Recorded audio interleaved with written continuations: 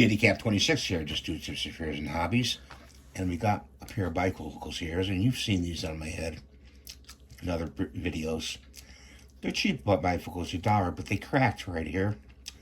So what I did was, I took some green stuff, which is epoxy putty, and I put it there to fix the frame, and I smoothed it out with some water to smooth it out. And now what I'm going to do is I'm gonna paint that over so it doesn't look so like an eyesore. Just need a couple drops of paint, and we'll paint that over.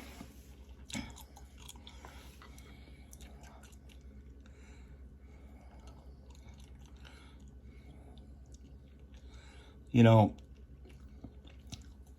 instead of going and buying another pair of glasses and spending $1, I had the ability to fix it. I suggest the green stuff putty to fix this, or any kind of putty like that.